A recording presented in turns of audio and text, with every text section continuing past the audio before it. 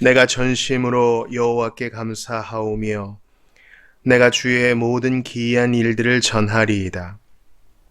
내가 주를 기뻐하고 즐거워하며 지존하신 주의 이름을 찬송하리니 내 원수들이 물러갈 때에 주 앞에서 넘어져 망함이니이다.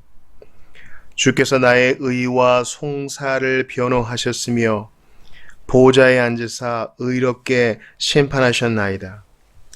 이방 나라들을 책망하시고 악인을 멸하시며 그들의 이름을 영원히 지우셨나이다. 원수가 끊어져 영원히 멸망하였사오니 주께서 무너뜨린 성읍들을 기억할 수 없나이다. 여호와께서 영원히 앉으시며 심판을 위하여 보호자를 준비하셨도다. 공의로 세계를 심판하시며 정직으로 만민에게 판결을 내리시리로다. 여호와는 압제를 당하는 자의 요새이시요 환난 때의 요새이시로다. 여호와여 주의 이름을 이긴 자는 주의 이름을 아는 자는 주를 의지하오리니 이는 주를 찾는 자들을 버리지 아니하심이니이다. 너희는 시온에 계신 여호와를 찬송하며 그의 행사를 백성 중에 선포할지어다.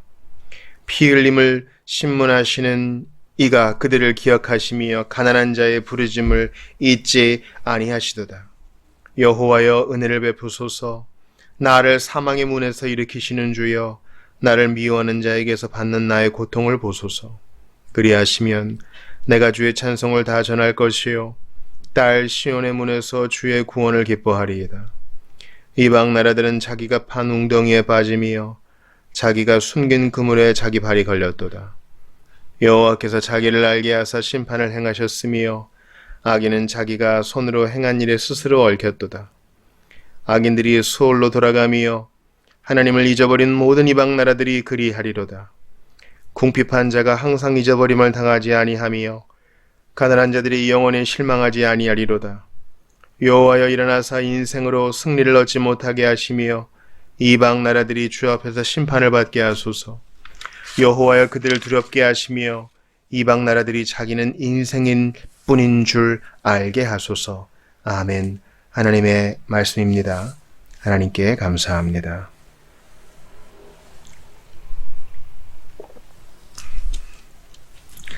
우리는 지난 시간에 시편 8편을 통해서 광대하신 주님의 이름이 얼마나 아름다운지 보았습니다.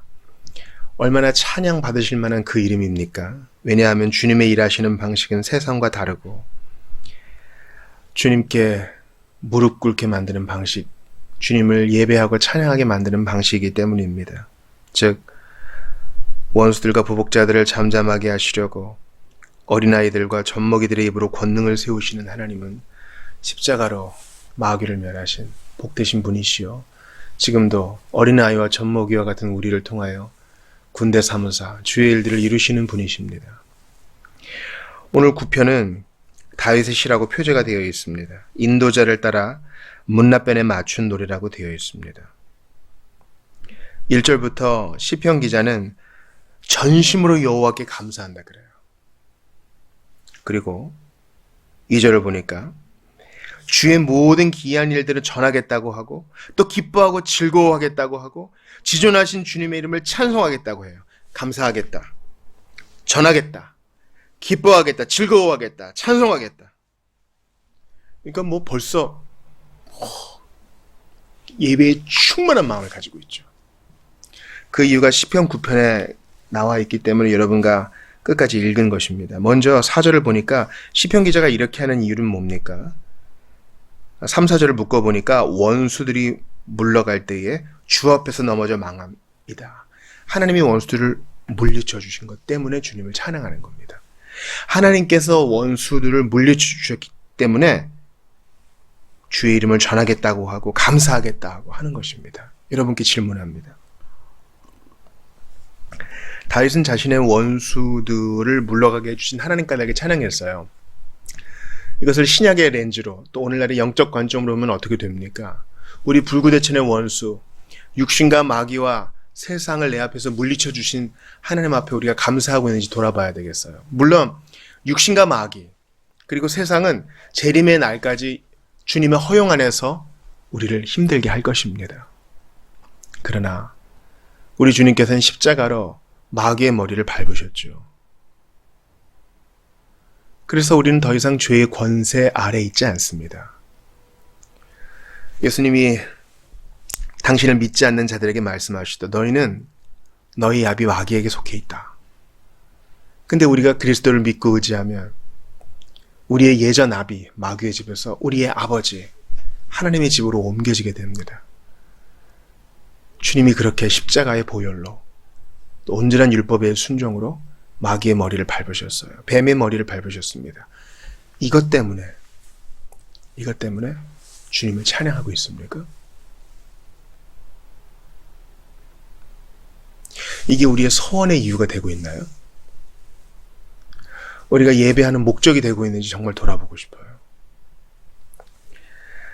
전쟁을 못 겪은 우리 세대는 잘 모르지만 전쟁을 겪으신 분들은요. 메가더 장군 앞에서 일본 천황이 미국 군함에서 항복문서에 서명했을 때 만세를 부르고 기뻐했습니다. 그런 얘기를 우리가 전해 듣지요. 그것은 우리에게 실제적인 유익을 주었어요. 그 항복, 그것은 우리에게 자유를 보장해 주는 것이었죠. 마찬가지로 우리 예수님의 십자가 사역, 그분이 십자가에서 이루신 그 놀라운 일들은 마귀를 결정적으로 패퇴시켰습니다. 그래서 더 이상 마귀는 우리에게 묶여있는 개와 같아요. 으르렁거리기만 할 뿐 어떠한 해도 줄 수 없어요. 악한 자가 저를 만지지도 못한다 그랬어요. 그러므로 그것 때문에 우리가 찬양하는지 돌아봐야 돼요.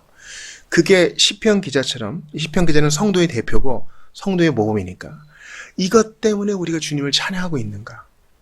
더 이상 나는 육신에 속한 자가 아닌 것 때문에 주님을 찬양합니까? 더 이상 나는 마귀의 집에 속한 예전 아비 집에 속한 자가 아니기 때문에 주의 이름을 지금도 증거합니까?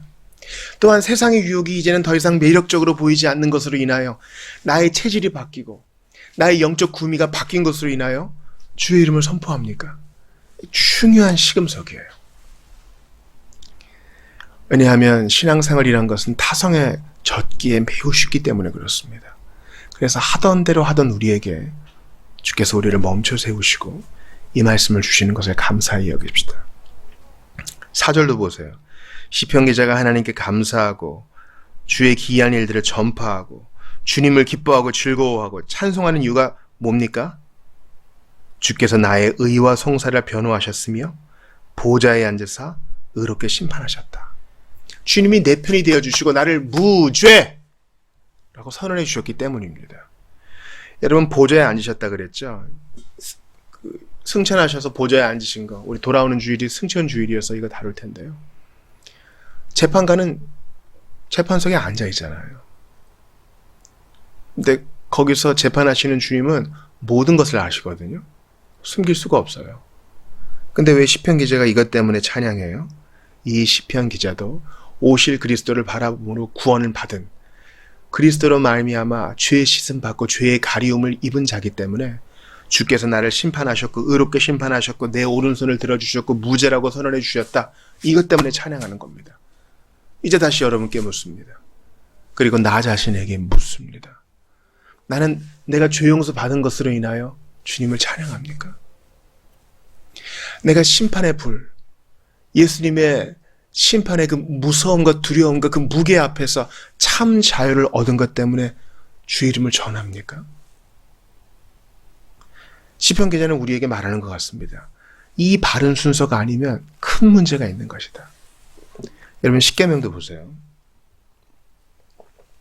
1계명부터 10번째 계명까지 있죠. 우리는 뒤에 거에 지금 집착합니다. 손에 잡히는 거니까. 나는 탐심을 품지 않았고 간음도 하지 않았고 살인은 더더욱 안 했지. 이러면 내 의가 슥 올라가요. 그러나 주님은 최우선적인 덕목을 앞에 딱 두십니다. 뭡니까? 너희 하나님 외에는 아무에게도 경배하지 말고 주의 이름을 함부로 다루지 말고 우상을 섬기지 말고. 그게 앞에 딱 있습니다. 그게 대전제예요. 하나님 한 분 앞에 납작 엎드리는 신앙 없이도 여러분 간음 안 할 수 있어요.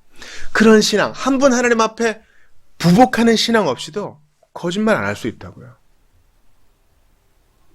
이게 바로 신적 필연성, 신적 순서라 그러는 거예요. 시편 기자는 우리에게 신적 순서를 말하고 있어요. 뭡니까? 너의 원수가 물러갈지 주님이 하신 일이야. 그것 때문에 정말 기뻐하고 즐거워하고 있습니까? 라고 시편 기자는 우리에게 물어봐요. 나는 그랬는데 당신은 어떻습니까?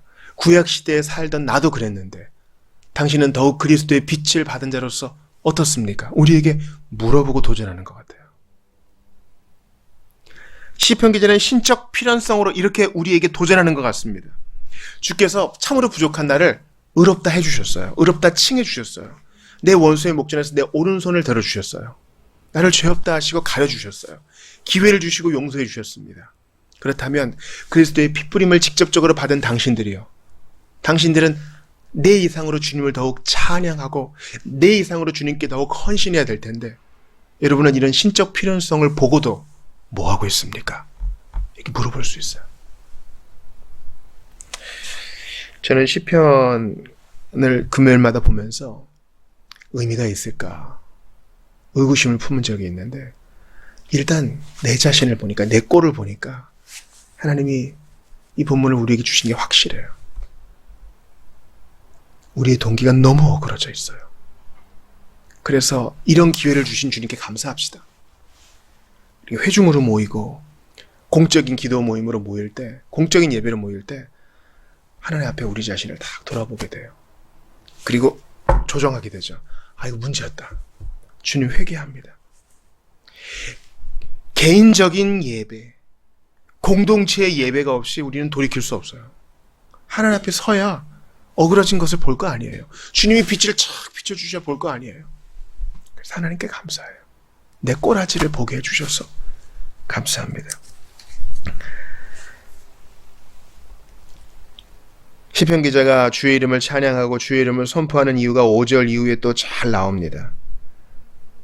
5절에 보니까 이방 나라들을 책망하셨다. 악인을 멸하셨다. 6절 보니까 원수를 심판하셨다. 7절 보니까 심판을 위해 보좌를 준비하셨다. 8절 보니까 공의로 세상을 심판하시고 정직으로 만민에게 판결을 내리신다. 아, 하나님 가만 계시는 게 아니었어.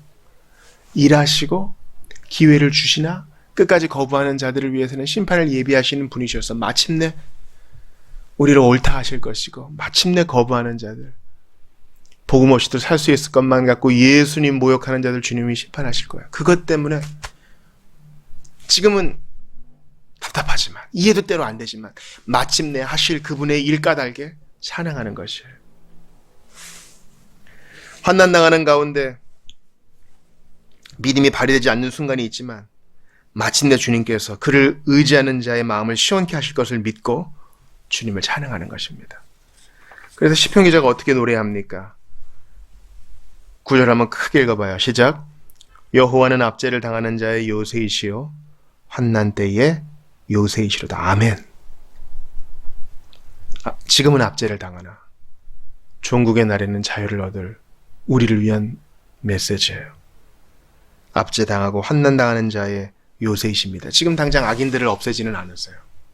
지금 당장 원수를 완전히 없애지는 않으세요. 주의 뜻 가운데 일부가 남아있고 일부가 힘을 쓰고 있어요. 그러나 주님이 우리의 산성이 되시니 우리의 피할 바위가 되시니 안심이에요.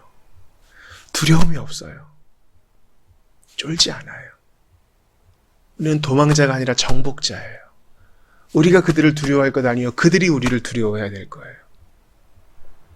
우리는요 과도하게 세상과 원수는 너무 크다고 생각하고 나는 작다고 생각해요. 천만의 말씀.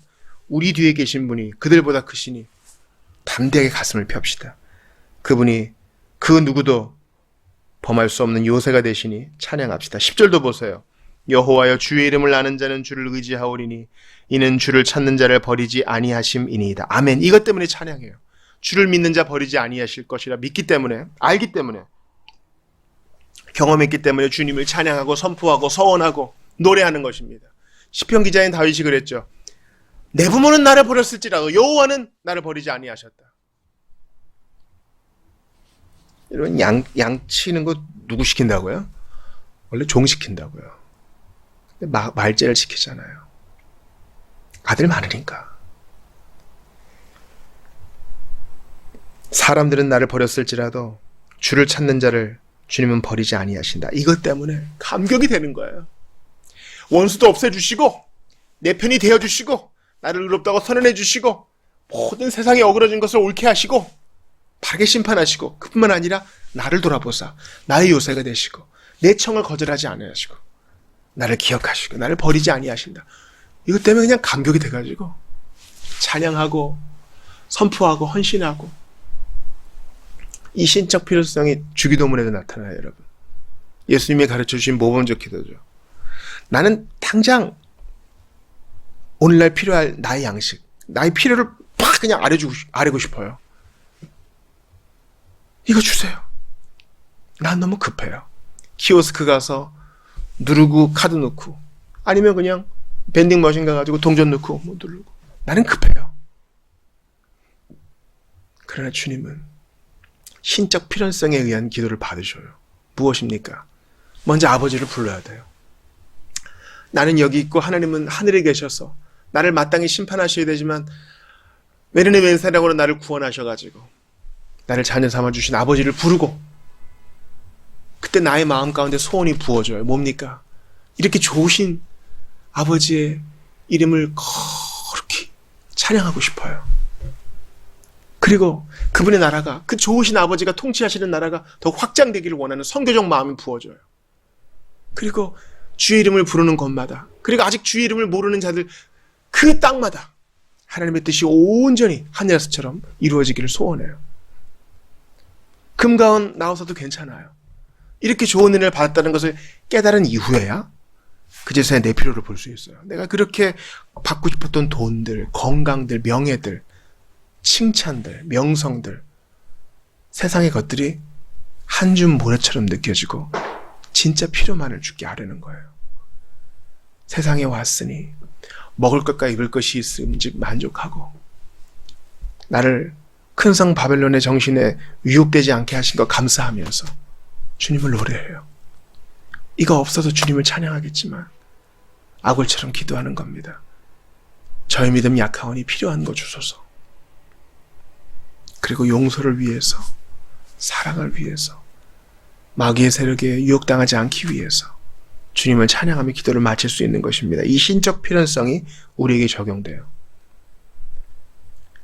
여러분, 아직까지 주님의 선하심을 맛보지 못한 자들에게 주님 찬양하세요, 헌신하세요, 서원하세요, 전도하세요. 아무 소용없어요, 여러분. 아무 소용없다고요. 이쯤 되면 반박하시는 분이 있을 거예요. 그래도 이렇게 계속 하다 보면 언젠가 되지 않을까요? 맞아요. 잔소리를 하다 보면 언젠가 한마디는 먹히겠죠. 그러나 주님은 그렇게 하시는 분이 아니세요. 시편 기자가 왜 주의 이름을 찬양하고 주의 이름을 선포하죠? 원수들을 물리쳐 주셨고 그의 영혼을 무죄라고 방면해 주셨고 온 세상을 공의로 정직으로 심판하실 것을 약속해 주셨고 그의 요새가 되어 주셨고 그를 버리지 아니하실 것임을 약속해 주셨기 때문에 그가 하나님을 경험했기 때문에 누가 시키지 않아도 주님 편에 서는 거예요. 그냥 서는 게 아니라 내 심장을 내어놓고 섬기는 거예요. 나의 섬김이라고 말하기에도 참 부끄럽지만 내 자신을 봐요. 너무 잘못된 동기들이 많아요. 하나님의 시선이 아닌 세상의 시선을 의식해요. 하나님의 상이 아닌 이 땅의 상을 바라요. 멀었어요? 정신 차려야 돼요. 하나님께서 은혜로 이 시간을 허락하신 것을 감사합니다. 시편 기자는 마음의 충만을 받아 다시 한번 고백합니다. 11절 보세요. 너희는 시온에 계신 여호와를 찬송하며 그의 행사를 백성 중에 선포할지어다. 이제 나를 벗어나 너희까지 가요. 우리 같이 합시다. 주님이 우리 안에 이런 큰 일을 행하셨으니 우리 같이 찬양합시다. 이게 성령 받은 자, 하나님을 경험한 자의 특징이에요. 누가 시킨 거 아니죠. 하나님을 경험하고 주님이 하신 일을 깨닫고 나니까 이런 마음이 부어져요. 우리 같이 모입시다. 우리 같이 기도합시다. 우리 같이 성경 봅시다. 우리 같이 전도합시다. 우리 같이 신방합시다. 우리 같이 기도합시다. 우리 같이 찬양합시다. 세상적인 이야기, 정치와 경제에 대한 이야기, 세상 굴러가는 이야기, 전쟁에 대한 이야기, 할 이야기 많죠. 살아온 연륜이 있으니 판만 깔아주면 1시간 얘기하는 건 어렵지 않을 겁니다. 그러나 주님은 한 번 가면 안 오는 이 시간을 구속하여 하나님을 예배하고 찬양하라고 우리에게 명령하십니다. 우리에게 충분히 찬양받을 일을 해주셨는데 나는 너무 헤매고 있어요. 나는 너무 낭비하고 있어요. 나는 너무 내일을 기약하고 있어요. 오늘이라 하는 때에 주님을 찾아야 되는데 나는 다음에 하지 이러고 또 후회만 하고 있어요.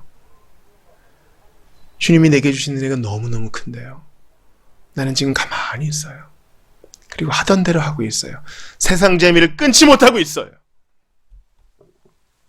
여러분께 한번 질문합니다. 주의 사랑이 여러분을 압도해가지고 여러분으로 하여금 서원케 하신 일이 있습니까? 시편 기자는 누가 시킨 것도 아닌데 여호와여 내가 주의 모든 기이한 일들을 전하겠나이다. 감사하겠습니다. 기뻐하고 즐거워하겠습니다. 찬송하겠습니다. 하나님이 은혜 주셔서 이 순수한 마음으로 주님께 서원하신 적 언제세요? 그게 진짜거든요. 그거 붙들고 나아가시는 여러분 되시기를 주의 이름으로 축원합니다. 우리 예수님을 봐요. 우리 예수님은 죽으실 때까지 사람들을 강압하지 않으셨어요. 오히려 가르치시고 믿지 않는 것을 기이 여기실 정도였죠. 나 같으면 내가 만든 사람들이 나를 믿지 않는다 그럴 때 너무 화날 것 같아요. 근데 주님은 기다리세요. 왜냐면 깨달음과 마음의 설복을 통한 결심과 서원만이 진짜거든요. 강압을 통한 것은 처음에는 그냥 그럴듯하게 보여요. 공산주의가 무너진 게 그런 거 아니에요? 전제주의가 무너진 게 그런 거 아니냐고요. 사람은 겁을 먹으면요. 마음의 감동과 상관없이 그냥 하는 척은 할 수 있어요. 여러분 군대에서 야 휴가 나온 사람을 보면서 야 사람 다 됐다. 속으면 안 돼요. 저녁에 보고 알아야 된다고요. 몰라요 아직. 우리 예수님은 부활하신 이후에도 사람들을 겁박하지 않았어요. 오히려 필요할 때마다 나타나셔서 당신의 가르침을 더욱 확증하시고 사람들을 세우셨습니다. 이게 예수님 방식이에요. 감동과 깨달음을 통한 방식. 얼마나 많이 기다렸어요. 왜냐하면 감동과 깨달음을 통한 변화가 진짜이기 때문에 우리 주님은 우리를 권면하시되 강압하지 않으시고 그렇게 사랑으로 인격적으로 대해주셨어요. 그 주님이 수십 년간 우리 마음문을 두드리셨는데 이제 우리 게으름과 나태와 자기 합리화에 핑계를 다 십자가 아래 묻어놓고 다 버리고 이제 두 손 들고 주님만 따라가실 수 있기를 예수님의 이름으로 축원합니다. 우리 이 시간 같이 기도할 때요. 시편 기자의 얘기는 딴 사람의 얘기처럼 들릴까 걱정해요. 아니요. 이게 성도의 삶이에요. 이게 성도의 삶이라고요. 지금 시편 기자가 문제든가 내가 문제든가 둘 중 하나예요. 근데 영감받은 하나님의 말씀이 문제는 아니겠죠. 여기 문제가 있어요. 내 마음에 똥덩어리가 있어요. 내 심령이 쓰레기통이 돼버렸어요. 주님의 뜻을 즐거이 순종하겠다는 말은 있는데 안 해. 매일매일 하나님 앞에 섬으로 때마다 시마다 공동체 예배로 모여서 주님께 엎드려 부복하여 이 우선순위를 회복하고 예수님처럼 그리고 우리를 앞서간 다른 성도들처럼 기쁘게 자원하여 주님 편에 서고 기쁘게 찬양하고 기쁘게 예배하고 자원하여 선포하는 우리 모두가 되기를 바랍니다. 성령 충만하게 그 일이 가능하게 될 줄 믿습니다. 이 시간 주신 말씀 붙들고 같이 기도하겠습니다.